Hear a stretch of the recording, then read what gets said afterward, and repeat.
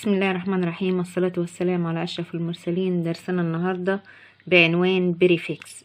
هنعرف يعني ايه بريفكس. قبل كده خدنا كلمة سفكس يعني قلنا عليها نهايات أو بعض الحروف توضع في نهاية الكلمة لتحويلها من معنى لمعنى آخر. النهاردة بقى درسنا بريفكس اللي هي بادئات. يعني ايه بادئات؟ بعض الحروف اللي بتوضع في بداية الكلمة لتحويلها برضو من معنى لمعنى تاني. في عندنا بدائات بتدي العكس، زي الحرفين on هنا بمعنى عكس او غير. زي ما اقول unhappy غير سعيد. unfair عندنا كلمة fair بمعنى عادل، unfair يعني غير عادل، يبقى ادت لي عكس الصفة او عكس الكلمة. tidy بمعنى مرتب، لو انا زودت اليو ان untidy يعني غير مرتب او غير منظم. kind يعني طيب او عطوف، لو قلت unkind يبقى غير طيب او غير عطوف، يبقى غير طيب. يبقى عندي هنا الon او اليو ان ديت بريفكس بيوضع في بداية الكلمة تديك العكس. زي برضو كمان عندنا known معروف، unknown يعني غير معروف او غير مشهور. نفس الكلام بعض الحروف الاي ام برضو بتديك العكس. زي اقول impossible غير ممكن،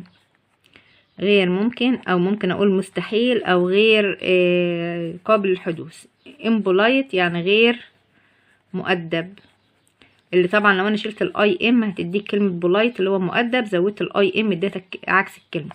balance يعني متوازن، لو قلت imbalance غير متوازن. mature يعني ناضج او عاقل، لو قلت immature يعني غير عاقل او غير ناضج.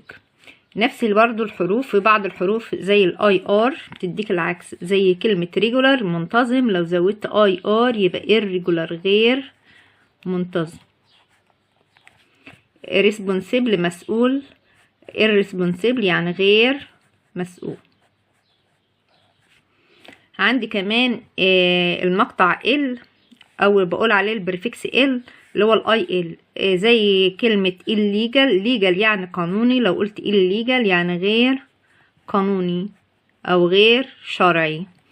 illogical كلمة logical يعني منطقي، لو قلت illogical يبقى غير منطقي. illness بمعنى مرض. يبقى الكلمات ديت بتديك العكس. طيب عندي ايه كمان؟ الاي ان، لو قلت inactive يعني نشيط، inactive يعني غير نشيط او خامل. accurate بمعنى دقيق، لو قلت inaccurate يعني غير دقيق. طيب complete يعني مكتمل، incomplete يعني غير مكتمل.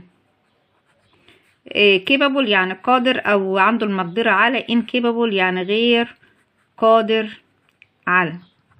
طيب ايه كمان من السفكسس اللي ممكن تدي العكس؟ الدي اي اس، زي كلمة لايك بمعنى يحب، ديسلايك بمعنى يكره او لا يحب.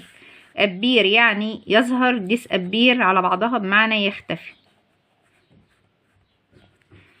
agree يعني يوافق، disagree لا يوافق او غير موافق. able يعني قادر على او لديه القدرة على، لو قلت disable يعني معاق او غير قادر على. يبقى ديت كلها بسميها بريفكسز بتوضع امام الاسم او الصفة تديك العكس. زي اليو ان والاي ام والاي ار والاي ال والاي ان والديس. طيب اعرف افرق ما بينهم ازاي؟ الاغلبيه العظمى بتاخد يعني دي ممكن تيجي مع اي حاجه. طيب الاي ام بتيجي ايه لو الكلمه دي منتهيه بادئه، اقصد ببي او بي او ام، زي الكلمات اللي احنا خدناها. يبقى لو شفت عندي بي او ام بادئه بالكلمه انهي ازود الاي ام تديني العكس او المضاد. طيب الاي ار لو الكلمه بتاعتي بدات بار، زي ريجولار وريسبونسبل اللي قلنا عليهم. طيب الاي ال لو الكلمه بتاعتي بدات بحرف ال، وده هيسهل عليا كتير. الان ديت في حاجات معينه لازم اكون حافظاها، زي الاي او السي. الديس برضو مشهوره عندي، بتيجي برضو الاي لانها في ايه الفعل، بس الاغلبيه عندنا هنا الان والاي ام والاي ار والاي ال. يبقى لو انا عرفت دولت ممكن اعرف المعنى ويسهل عليا. طيب انا عندي بريفكس تاني اللي هو الار اي. الار اي دي بتساوي كلمة اجين. يعني ايه اجين؟ يعني مرة اخرى. يعني لو انا استخدمت الفعل وزودت قبليه ار اي يبقى انا بقصد ان انا اقوم بالفعل ده مرة تانية، زي كلمة كلين يعني ينظف. لو قلت ري كلين يعني يعيد تنظيف، يعني زي كلمة كلين اجين ينظف مرة ايه ثانية. رايت يكتب. لو قلت ري رايت يعيد كتابة، زي ممكن اقول رايت اجين يعني يكتب مرة اخرى. دو الفعل دو يفعل. لو قلت ري دو يعني يعيد فعل الشيء، او دو اجين يعني يفعل مرة ايه اخرى. طيب ايه كمان عندنا من البريفكسز؟ عندنا البريفكس بي ار اي ديت بمعنى قبل حدوث الشيء. يعني كلمة هيت يسخن او حرارة. بري هيت يعني يسخن قبل. فيو لو زودنا بري قبلها يبقى ايه؟ مقابلة مبدئية او معاينة قبل ايه؟ المقابلة. سكول يعني مدرسة. لو قلت بري سكول يبقى فترة ما قبل المدرسة اللي هي فترة الحضانة. تيست اختبار. لو قلت بري تيست يعني اختبار قبلي اللي انا بسميه تمهيدي.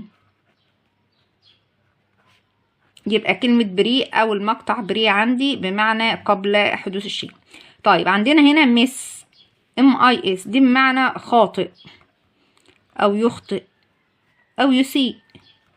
يعني عندي كمان 2 بريفكسز مشهورين عندي زي كلمة اوفر بمعنى اكثر او زائد. زي ما اقول مثلا اوفر ايت يعني يأكل بشكل ايه؟ يأكل كثيرا او بشكل زائد او مبالغ فيه.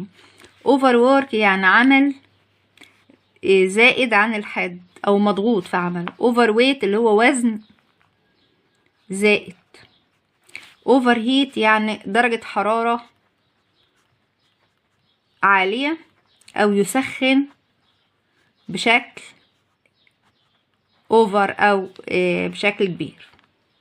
طيب عندي هنا كلمة اندر بمعنى تحت او اقل. يعني مثلا اقول اندر ايج يعني اقل من السن الطبيعي او القانوني. كلمة جراوند يعني ارض. لو قلت اندر جراوند يعني تحت الارض. عندنا كمان ويت قلنا بمعنى وزن. لو قلت اندر ويت يعني وزن اقل او تحت الوزن الطبيعي. يبقى عندنا هنا زي ما اتفقنا مع بعض ان احنا عندنا بريفكسز مشهورة. وده اغلبية البريفكسز الموجودة عندنا ممكن تغيرنا من الكلمة من معنى لمعنى اخر. ويكون درسنا انتهى النهاردة، واتمنى ان انتوا تكونوا استفدتوا.